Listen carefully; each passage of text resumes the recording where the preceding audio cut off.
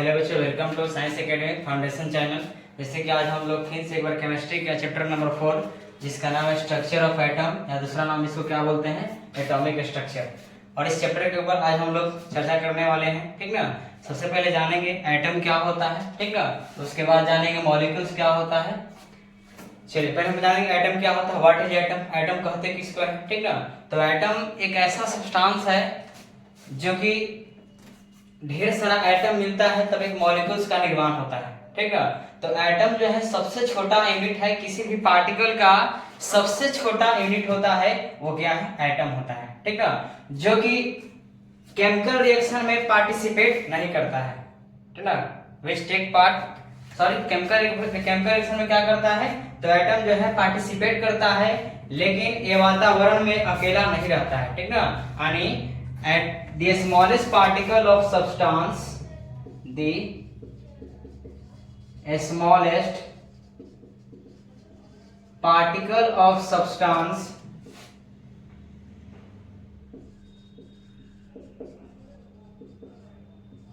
which take part in chemical reaction but do not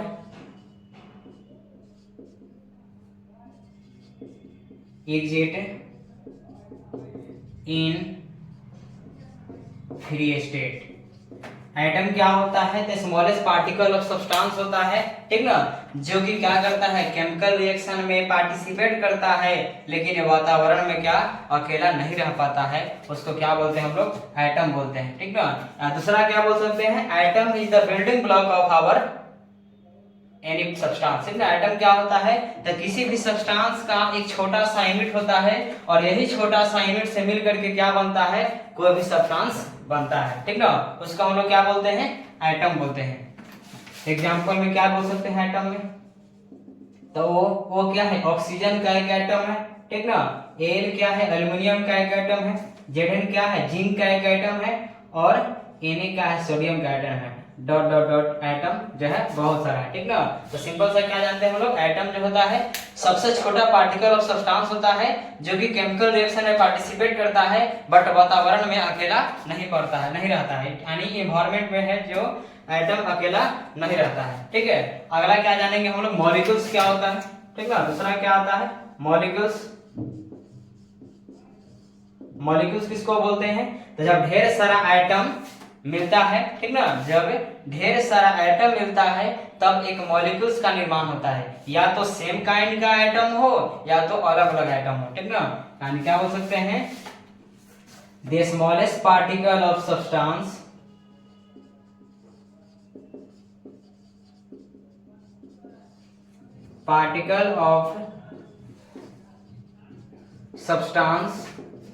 which do not take part in chemical reaction but exist in free state। Atom क्या होता, molecules क्या होता है, तो molecules हम उसको बोलते हैं जो स्मॉलेस्ट पार्टिकल ऑफ सब्सटेंस को, जो कि केमिकल रिएक्शन में पार्टिसिपेट नहीं करता है, बट ये वातावरण में क्या रहता है, अकेला रह जाता है, ठीक ना। इसका उल्टा क्या है, एटम। एटम क्या करता है, केमिकल रिएक्शन में पार्टिसिपेट करता है, बट ये वातावरण में अकेला नहीं रहता है, लेकिन ये क्या रहता है, ठीक ना। यानी कोई भी वातावरण में जो, ठीक ना, सब्सटेंस मिलेगा O2 Al2 Zn2 Na2 का फॉर्म में रहता है, ठीक ना। CO2 का फॉर्म में रहेगा, DTC। ये सब क्या है, तो मॉलिक्यूल्स है। यानी ऑक्सीजन का दो वो मॉलिक्यूल्स, यानी दो वो एटम जो है एक साथ कंबाइन बन के O2 बन जाता है, और तब क्या मॉलिक्यूल्स का निर्माण होता है, ठीक ना। Al2 कैसे बना, तो दो वो एल्युमिनियम एक साथ कंबाइन होकर के Al2 बन गया। ये सब क्या है, मॉलिक्यूल्स है, और ये सब क्या है, तो एटम है, ठीक ना, ठीक ना। अब हम लोग क्या देखेंगे, मॉलिक्यूल्स का सेकेंड डेफिनेशन देखेंगे। सेकेंड डेफिनेशन क्या होता है, व्हेन टू और more atom same or different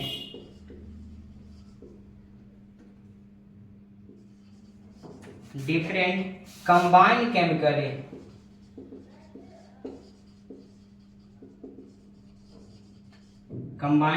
chemically is called molecules। दूसरा डेफिनेशन क्या है, ठीक ना, या तो दो हो या दो से ज्यादा एटम हो, या तो सेम हो या तो अलग अलग हो, ठीक ना, जब एक साथ कंबाइन होता है केमिकली रूप से, ठीक ना, उसको क्या बोलते हैं हम लोग, मॉलिक्यूल्स बोलते हैं। इसके पहले क्या बताए थे, ठीक ना, पहला डेफिनेशन था कि जब मॉलिक्यूल्स क्या होता है, स्मॉलेस्ट पार्टिकल ऑफ सब्सटेंस होता है जो कि केमिकल रिएक्शन में पार्टिसिपेट नहीं करता है बट वातावरण में अकेला रहता है, ठीक ना।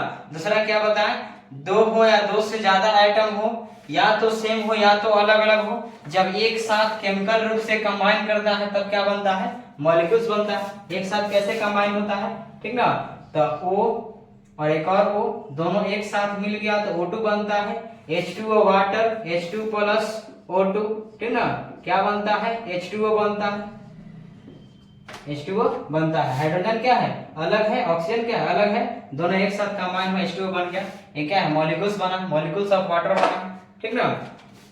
अब हम लोग क्या देखेंगे, आगे देखेंगे, ठीक है, ठीक ना। अब क्या देखेंगे हम लोग, ठीक ना, एटम देख लिए, मॉलिक्यूल्स देख लिए, अब क्या देखना है, तो बोर्स मॉडल ऑफ एटम देखना है। बोर्स मॉडल ऑफ एटम क्या होता है, ठीक ना, तो सबसे पहले एक साइंटिस्ट है, वो क्या बताएं कि जो दुनिया है, संसार है, ठीक ना, एक एटम से मिलकर बना है, छोटे छोटे पार्टिकल से मिलकर बना है, उसको क्या बोलते हैं हम लोग, एटम बोलते हैं। जब दूसरा साइंटिस्ट है, वो बताएं क्या कि एटम के बीच में भी तीन चीज है, वो क्या क्या है, बोर्स मॉडल ऑफ एटम में, तो देयर आर थ्री फंडामेंटल और सब एटॉमिक पार्टिकल ऑफ एटम, ठीक ना। वो भी क्या बताएं कि कोई जो एटम है, ठीक ना, उस एटम में क्या है, तीन फंडामेंटल और सब एटॉमिक पार्टिकल हैं, यानी उसमें भी तीन चीज है, क्या क्या, तो एक का नाम है इलेक्ट्रॉन, दूसरे का नाम है प्रोटॉन और तीसरे का नाम क्या है, न्यूट्रॉन। यानी उस एटम में भी तीन चीज पाए जाते हैं जिसका नाम क्या है, इलेक्ट्रॉन, प्रोटॉन और न्यूट्रॉन, ठीक ना। इलेक्ट्रॉन क्या होता है, तो इलेक्ट्रॉन इज डिनोटेड, ठीक ना, अब क्या लिखेंगे हम लोग, इलेक्ट्रॉन इज डिनोटेड, ठीक ना। अब क्या देखना है, नोट नो फर्स्ट है कि electron is denoted by small e and proton is denoted by p and neutron is denoted by n, ठीक ना। यानी तीन चीज बताए थे, एक का नाम था इलेक्ट्रॉन, दूसरे का नाम प्रोटॉन और तीसरे का नाम क्या था, न्यूट्रॉन नाम था। लेकिन इस न्यूट्रॉन में क्या है, इलेक्ट्रॉन जो है कि इलेक्ट्रॉन को कैसे डिनोट करते हैं, तो स्मॉल e से, और प्रोटॉन को स्मॉल p से, न्यूट्रॉन को स्मॉल n से, ठीक ना। अब क्या जानना है, नोट नंबर सेकेंड, ठीक ना, नोट नंबर सेकेंड ये जानना है कि protons and neutrons are located at the centre of nucleus. यानी ये मान लीजिए सपोज ये क्या है, ये एटम है, ये क्या है, एटम है, इसको जूम करके हम दिखा दिए, एटम है, ठीक ना। इस एटम के बीच में प्रोटॉन और क्या पाया जाता है, न्यूट्रॉन पाया जाता है, सेंटर में, यहाँ पे सेंटर में, ठीक ना। किसी भी एटम के सेंटर में क्या पाया जाता है, प्रोटॉन और न्यूट्रॉन पाया जाता है, और इसके चारों तरफ क्या रिवॉल्व करता है, तो इलेक्ट्रॉन मूव करते रहता है, क्या, तो इलेक्ट्रॉन क्या करता है, मूव करते रहता है, ठीक ना।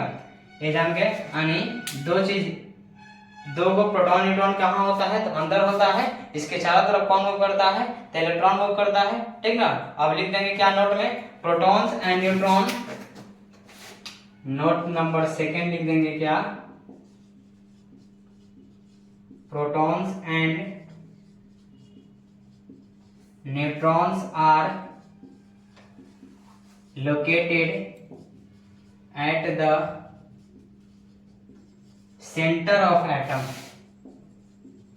क्या बोले हम, प्रोटॉन न्यूट्रॉन कहाँ होता है, तो किसी भी एटम के सेंटर में होता है, ठीक ना, उसको क्या हम लोग बोलते हैं, न्यूक्लियस बोलते हैं, ठीक है। अगला क्या है, third number, note number third क्या है, ठीक ना। थर्ड नोट नंबर है कि neutrons, electrons revolve electrons are revolves around the center of atom। ठीक है, क्या बोले हम, इलेक्ट्रॉन कहाँ रिवॉल्व करता है, तो उस एटम के सेंटर के चारों तरफ कौन मूव करता है, तो इलेक्ट्रॉन मूव करते रहता है। ठीक है, अब क्या देखना है, ठीक है, ठीक है, अब क्या देखना है, note number 4, the protons are positively charge particles and electrons are negatively charge particles and neutrons are neutral particles. यानी प्रोटॉन क्या होता है, तो प्रोटॉन के ऊपर प्लस चार्ज होता है, प्रोटॉन के ऊपर कितना होता है, प्लस चार्ज, और इलेक्ट्रॉन कैसा होता है, तो इलेक्ट्रॉन के ऊपर माइनस चार्ज होता है, और न्यूट्रॉन कुछ नहीं, जीरो चार्ज होता है। ठीक है, ये बताया गया है कि प्रोटॉन कैसा चार्ज होता है, तो प्रोटॉन जो होता है पॉजिटिव होता है यानी प्लस चार्ज, इलेक्ट्रॉन क्या होता है नेगेटिवली चार्ज पार्टिकल्स यानी माइनस चार्ज। ठीक ना, न्यूट्रॉन क्या होता है न्यूट्रल, कुछ भी चार्ज इसके ऊपर नहीं होता है। अब क्या जानना है, नोट नंबर 5, तो नोट नंबर 5 है, note number 5, in any atom number of proton is equal to number of electron। ठीक है, क्या जानना है हमको, in any atom number of proton is equal to number of electron, यानी किसी भी एटम में जितना प्रोटॉन की संख्या होता है उतना ही इलेक्ट्रॉन की संख्या होता है।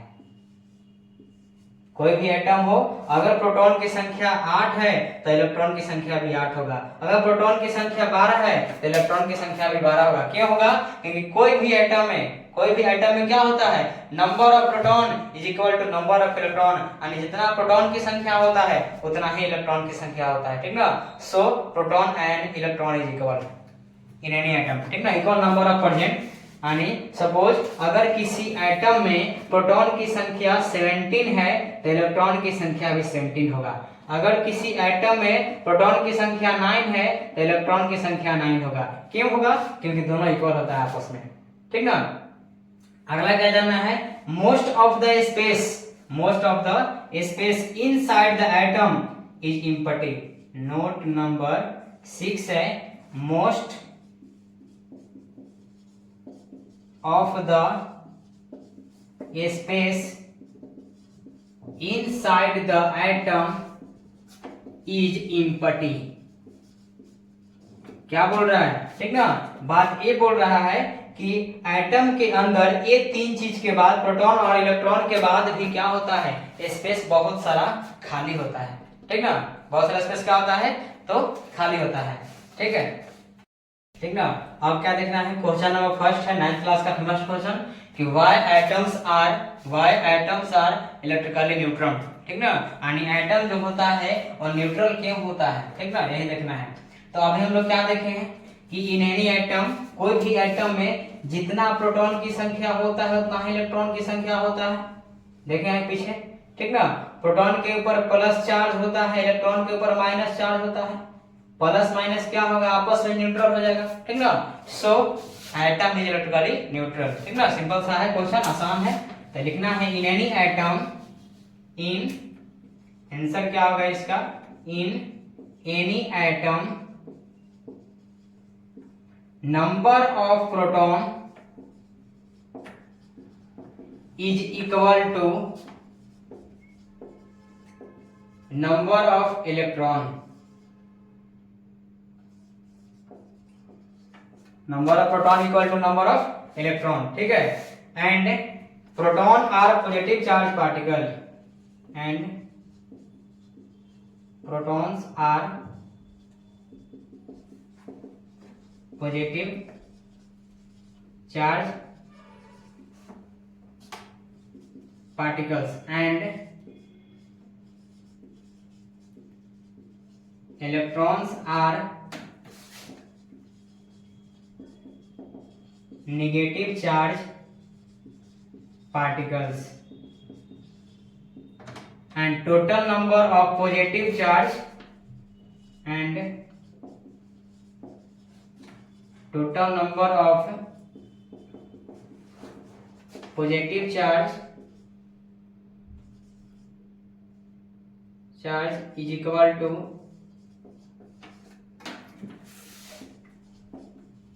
Total number of negative charge 10 atoms are electrically neutral. ठीक ना, क्या बोले हम कि why atoms are electrically neutral. Atom जो होता है वो न्यूट्रल क्यों होता है, उसके ऊपर चार्ज क्यों नहीं होता है। इन एनी एटम, कोई भी एटम में, in any atom number of protons is equal to number of electron, यानी जितना प्रोटॉन की संख्या होता है उतना ही इलेक्ट्रॉन की संख्या होता है। ठीक ना, प्रोटॉन के ऊपर कितना चार्ज होता है, तो प्लस चार्ज होता है, और इलेक्ट्रॉन के ऊपर माइनस चार्ज होता है। ठीक ना, total number of protons and total number of electron, total number of protons and total number of positive electron and total number of positive charge and total number negative charge. ठीक है, 10 atom are electrically neutral. क्या बोले हम, जितना plus charge होता है उतना minus charge होता है, आपस में दोनों क्या हो जाएगा, न्यूट्रल हो जाता है, इसलिए क्या है, एटम जो है इलेक्ट्रिकली न्यूट्रल है। ठीक ना, अब हम लोग आगे देखें न्यूक्लियस क्या होता है। ठीक ना, न्यूक्लियस के ऊपर चर्चा करेंगे।